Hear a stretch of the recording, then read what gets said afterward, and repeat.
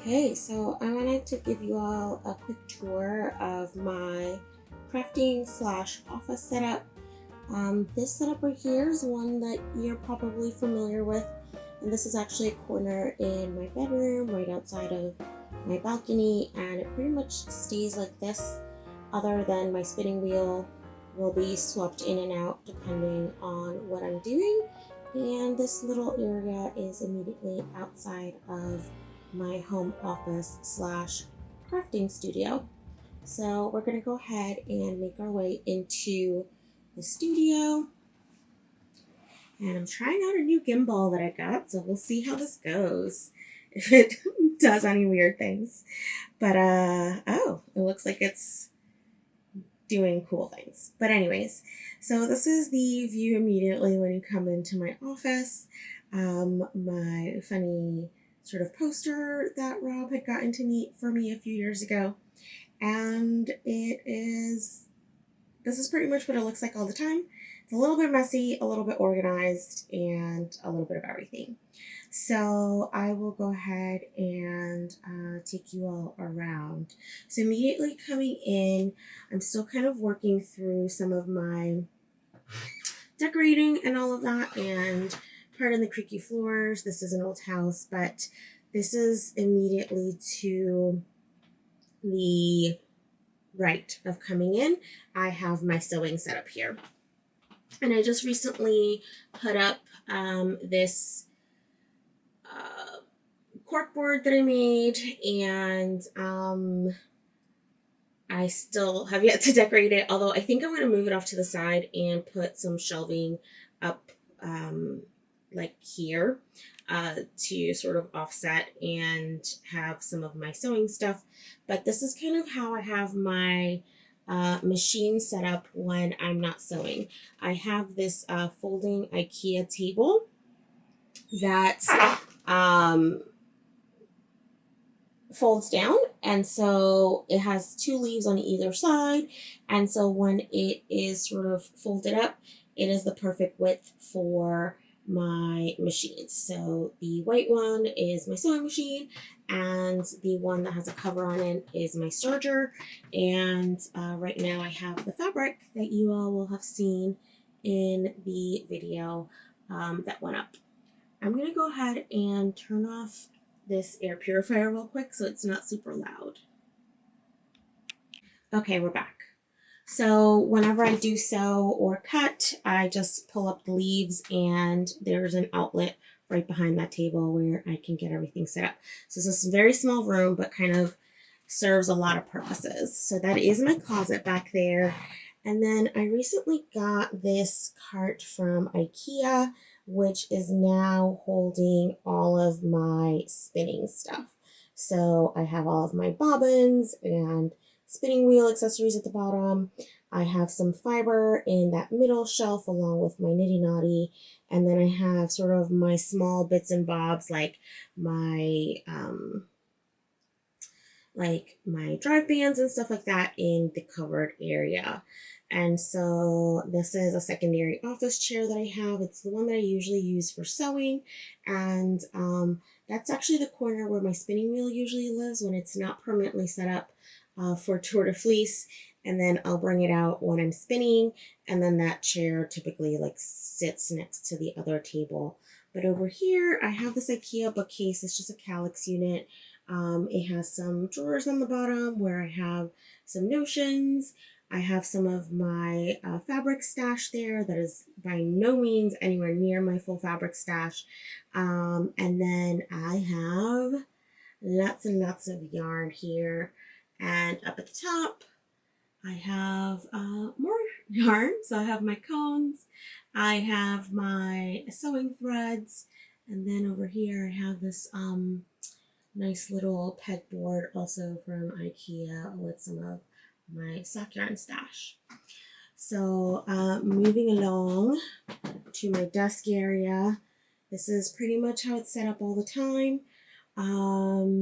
I am a 3-monitor gal, so I use my 2 monitors plus my laptop as my 3rd monitor. And so right there you see my MacBook is up because it's the weekend, so it's personal time. And then underneath it is my work laptop. And then during the week, I just switch them out. So, when I'm working, I have my work laptop at top. And then when I'm doing my thing, I have my personal one. So I'm going to go ahead and move my chair out of the way so I can talk you all through this corner. It's going to be backlit, so I'm not sure how well it's going to show up. But here I have another Calyx unit, and so it's the same 4x2 as the other one, but instead of vertical, this one is on its side horizontal. And this is where I have a lot of my scrap fabrics in those 4 bins, and then that big basket has a lot of my scrap yarn. There you can see my blocking boards. I have my random books. Just noticing the Bible there, someone at some point gave me a Bible and it's there. Just like the printer that rarely gets used. The 2, I guess, Christian millennial items that everyone has that just happened to make it into this video because this is real life. But Mimi sits here in the corner. And so right now, oh, that's very backlit. There we go. So right now she's wearing the book club cardigan. I do have these corner shelves up top, which I haven't done any type of styling with yet, but eventually I will. This is my vintage sewing box, and it has like all of my sewing things in there. I have my thread and needle binder here. Let's see if I can get this better lighting. There we go. So I have my thread and needle binder there. I have some scrappy scraps. This is real life. One of my ball winders. This is my Luca ball winder. Over here, just, things piled up everywhere. But this little corner here, I have some shelving from IKEA. Rob made me that little washi tape holder years and years ago. But I have some things there, like my gauge. That bag is one that I got from a Sweet Sparrow Advent, and it's full of a bunch of yarny bits and do you all recognize that face? That is Christopher.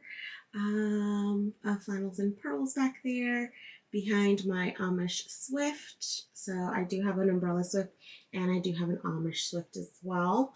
And yeah, this corner is primarily my unspun yarn corner. So let's see how quickly this thing, there we go. So this is primarily my unspun yarn corner. I have a mix of Mantelope, Newtoden, and woolen twine.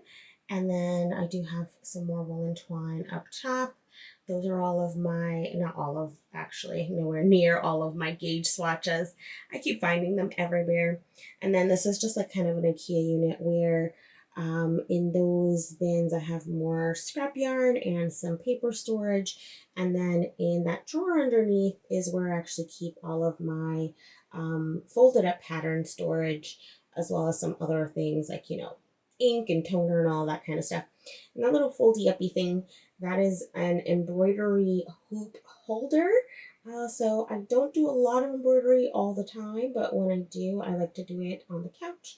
And so I can unfold that little gizmo thing and do my embroidery. So yeah, this is the craft room / office space in all its glory. Primarily in here, the things that I do in here are work, and also, let's see if that, okay, there we go. So the things that I do in here primarily are work and also sewing, and then all of my knitting and spinning takes place out of this room. Also, just besides the fact that it's small and well organized, also just this room is very hard to climate control. So it's quite hot in the summer and quite cold in the winter because we are above the kind of entranceway of the house. So there's no real insulation from the elements beneath this bedroom. So that is my home studio. Okay, so the first week of Vlogmas in July is over. I'm filming this on Monday morning before work because, predictable. And I just wanted to hop on and wrap up the week. As you saw, I didn't have tons of footage. Last week was a little crazy, although I did a lot of making. I just kept forgetting to set up my camera for B-roll, and some of my making was done out and about. And of course, now we have tons of construction vehicles coming up, so hopefully I can edit that out. If not, I'm going to wrap this up really quickly. But I hope that you enjoyed the studio tour. I am in a much smaller apartment. My old office studio was about twice the size of my current office studio, and so it's been a little bit of trial and error to get everything situated correctly in a way that I can not only that makes sense in proportion to the room and where everything fits, but also that makes it easy for me to kind of put everything up and tear everything down when I'm done crafting, because that's the big thing about crafting in a small space is you need to be able to tear everything down. So I wanted to go ahead and share with you the progress that I made for the week. As you saw, I started out the vlog with finishing up the oolong tea sample that I was knitting for Amy, and so that is complete. That I finished on July 1st, and I just need to block it and get that ready for a photo shoot this weekend. But in terms of my actual goals and the projects that I'm working on, I did manage to cut out the Emerson pants, and so we'll see how the pattern matching goes. I did kind of matching where you follow the shorten length and shorten lines because they match up on both of the pattern pieces, both front and back, and then I aligned the grain line. So they won't match up perfectly in terms of like pattern across the pieces, but they'll match up in terms of horizontal lineup. And that is my goal. So those are all cut up. And so I'm kind of going to approach these the same way that I'm approaching Tour de Fleece, where I'm doing about 20 to 30 minutes a day of sewing, and I should be able to get those wrapped up in about 2 to 3 days. My Tour de Fleece is right here. You will have seen the footage there. I don't want to take the bobbin off because I do still have my fiber on there, but I did manage to spin up about 33 grams of the merino comb top that I have. I have about 4 ounces of it, so that's like about 113 grams. And so I'll be taking notes along the way. So that was over day 1 and 2, which has me at about 15 grams per day.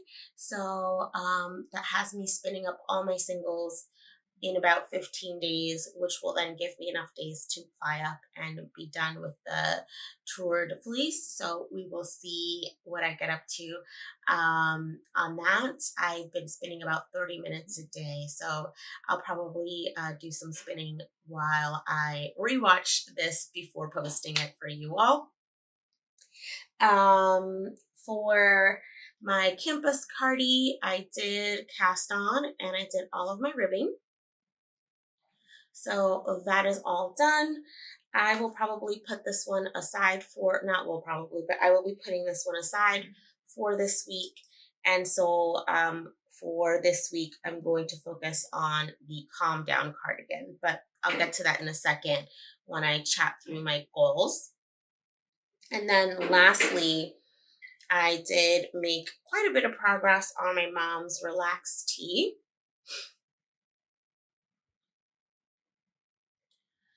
And so I was able to get through the bus starts, and one, yes, I've just started like my second full repeat. So the goal for this week, and I guess I'll start with goals now. So the goal for this week for this one will be to finish the body. I'm at about, I think like 8 inches when I checked last night.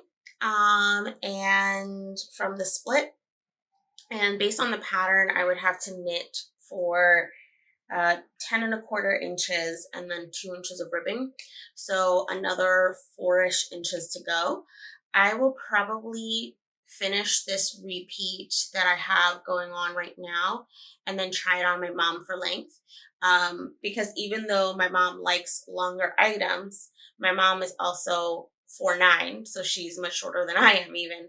So I think that even I'll still have to shorten hers for hers to be full length the way that she wants it to be. So the plan is to finish the current repeat that I'm on. I'll try it on her, see how it's doing for length, and then I will figure out how much additional length she needs for that one. But that's the goal for this week, is to be able to finish off that body. Um, so that's goal number one. Goal number two is going to be to swatch for the Calm Down cardigan. So we'll see if I get any knitting on it done. And then the next goal is to actually choose the colors for my blanket. So I haven't chosen the next colors yet. So I want to go ahead and choose those. You will have seen me knitting some socks in the B-roll that I put in, and those are the Wisteria Bloom socks that I'm knitting by Amy Shar.